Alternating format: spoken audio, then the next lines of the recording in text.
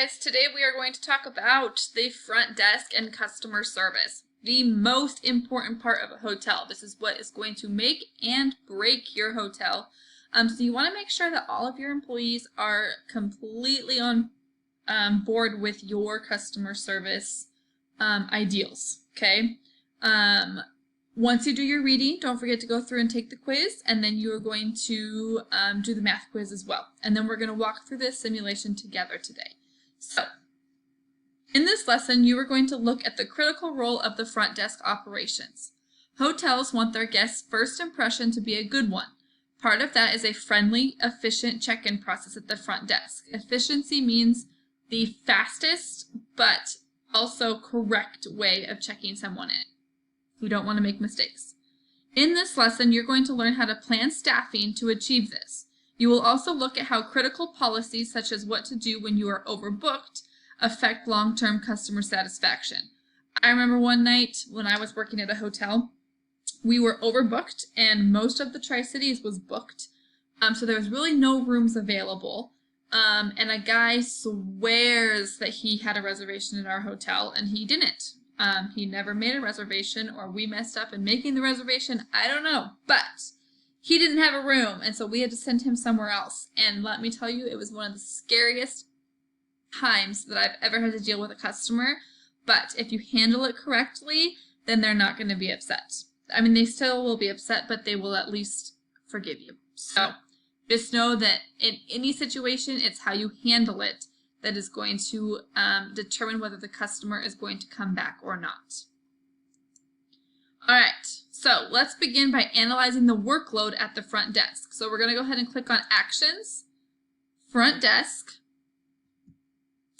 to view your reservations, okay, which shows you expected arrivals and departures for each day.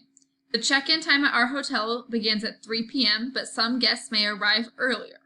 Most guests will have checked in by at least 10 p.m., but there may be some later arrivals. Looking at our reservations calendar for January 2nd, we are expecting 137 guests to arrive. Okay, so arrivals ARR is 137. Assume that guests will arrive evenly over the 6-hour period. How many guests will arrive per hour? Math. Good old math skills. What do you think we're going to do? We're going to take the 137 arrivals and we're going to divide it by our 6 hours. So we're going to have approximately 22.8 people check in. Well, we can't have 0.8 of a person, so we're going to round up to 23. Okay, so we're going to have about 23 guests check in per hour. In this simulation, each front desk associate or your employees can handle about 30 guest check-ins per hour. Since we are expecting 23, your front desk staffing has been preset to have 1 employee at all times. So we're going to click the Run To button and we're going to go to January 3rd. As you run through the hours of 4 p.m. to 7 p.m. for the day of January 2nd, observe what happens at the front desk. So we're still at 2 p.m. We want to check between 4 and 7. Right now we currently have 1 employee. Looks like there's no line. A couple people straggle in and leave. We're going to speed it up just a little bit. All right, it's almost 4. Okay, it's 4. Oh dear. We have quite the line of people waiting to get checked in.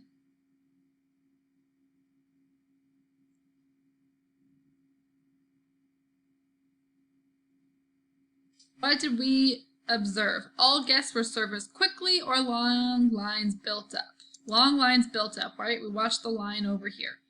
We are currently in, so we can go to front desk view, which is what we're in. Okay, so we can see the front desk easily. All right, situations like this can harm both guest satisfaction and employee satisfaction. Employees don't like to feel overwhelmed either. So we're going to click on reports and we're going to click on messages. And we're going to go to January 2nd to review employee comments. What feedback did you get from the employee? Huge line at front desk. The guests are seriously irritated. I'm super stressed out, right? We don't want our employees to be stressed out because our guests can see that. We also don't make good decisions when we're stressed. So we're going to click on that one. We're going to hit next. So where did we go wrong? It turned out that almost a third of our daily arrivals occurred in a single hour during your peak check-in time, which is at about 4 o'clock, it looks like. Also, guests do not necessarily arrive at evenly spaced intervals, but can arrive in clusters. 1/3 of our guests arriving in a single hour means 46 guests per hour to allow for clusters of guests and guests using the front desk for other reasons. Don't forget, people can come asking for change. They can come asking to extend their reservation. They can come asking for directions to a local restaurant, etc.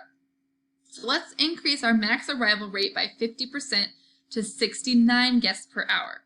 From an earlier step, we know that each front desk associate can handle 30 guests. How many front desk associates do we need? So if we got 69, we know that one can handle 30.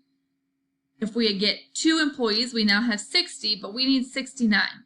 So that means we're going to have to hire a 3rd employee.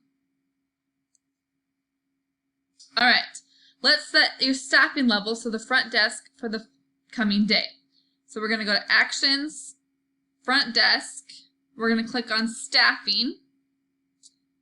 Make sure that the date selected is January 3rd, so it looks like January 3rd. You have 1 employee scheduled to be on duty throughout the day. We need 3 front desk positions staffed during the check-in period. Click Add Shift.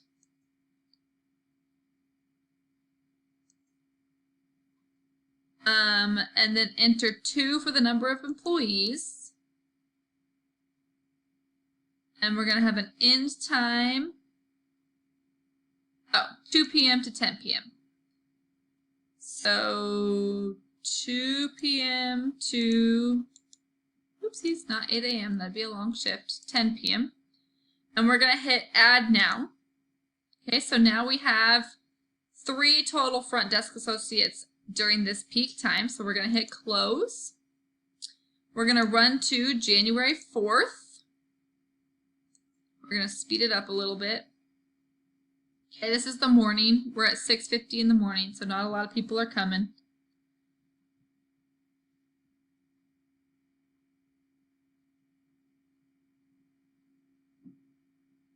Thank you for saving my sim.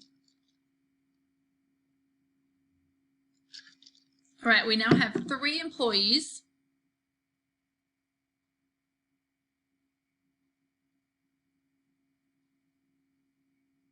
All right, so now we're going to go to Reports, Messages. Make sure we go to the 3rd. It says the line is pretty short and I feel like I can provide great service to guests. So, do you see any negative feedback from associates? No. All right, we have focused on employee comments, but improved front desk management has also increased your customer satisfaction score, shown in the lower right of the main window. Now let's look at a situation that every hotel tries to avoid but still happens on occasion. A guest with a reservation arrives, but you have no rooms left. Because many hotels allow guests to cancel reservation, the hotel may accept more reservations than the number of rooms available.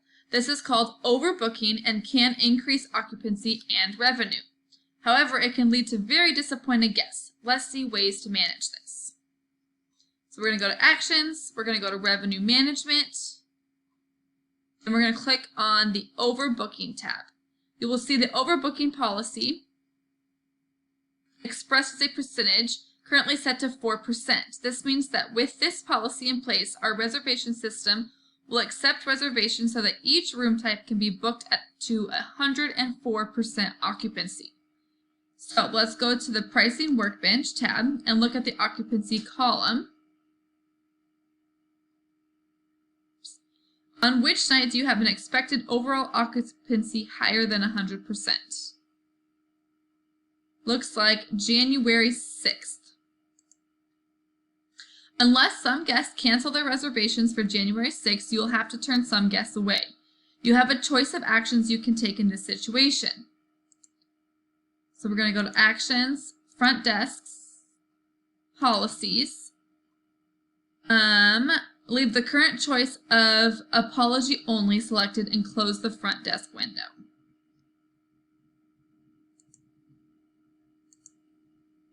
Click Run to January 7th and let the simulation run until it automatically stops. On January 6th, you will see a window pop up alerting you that you have a guest with a reservation but with no room available. On the Decision Needed pop-up window, click Apply Current Policy. Now, I can tell you that when I worked at Disney, I worked in one of the cheaper hotels, and we sold out often. And when we did that, if we didn't have a room for somebody, we would usually upgrade them to the next highest hotel, which usually they did not complain about because they are now paying a cheaper rate for a much nicer hotel. We're still on January 5th. We're trying to go through to January 6th. That's when we're going to find out that we have no rooms for our guest. Trust me, when you work at the front desk, this is like one of the biggest stressors.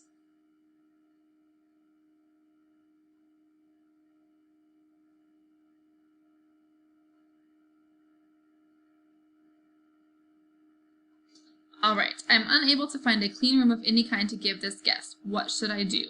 We are going to apply our current policy.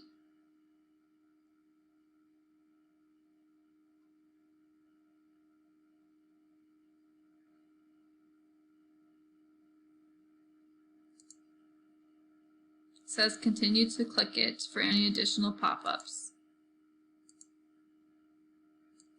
Oh dear. We have oversold a lot of rooms. Alright, we're going to click Next. Alright, your employee satisfaction score and customer satisfaction score are shown in the lower right of the main window at the beginning of January 6th. Your ESS was about 74 and your CSS was about 65. Okay, so those are down here. How do your current ESS and CSS values compare? ESS is higher. Yes. So our employees have a little bit higher satisfaction than our CSS. Oh, I was wrong. Both are lower. Apparently I did not compare it to yesterday's. Alright. Your policy is not offering guests any compensation when the hotel cannot honor their reservation. Resulted in some unhappy guests and employees, right? And as an employee, you also don't want to have to deal with that. In the final step of this lesson, you will try to achieve a customer satisfaction goal. You should choose a guest room unavailable policy that fairly compensates guests. Normally, this includes providing transportation to another hotel and payment for one night's lodging. Okay, so your goal now is to achieve a customer satisfaction score, so this CSS score, of a 70 or higher. So we need to raise it about 15 points. Keeping your front desk staffing expenses below $2,700. So we want to keep it below, keep it probably about our 3 employees. Because there can be early check-ins, late night check-ins, and other requests from front desk services, you should keep 1 associate at the front desk at all times. When making staffing changes, consider using the copy forward option to replicate shifts multiple days. Then you don't have to do it multiple times. Your goal of a 70 or higher while keeping weekly expenses for front desk staff below $27,000. Alright, so we're going to go to Actions, Front Desk. I've got 2 minutes left. Staffing. Okay, so you need to take a look at, right now you just have 1 associate. So if you want to add shifts, you're going to click here. If you want to copy forward, you're going to click here. Okay, so right now you're on the 7th. You'll want to go to the 8th and the 9th. Make sense? All right. Good luck.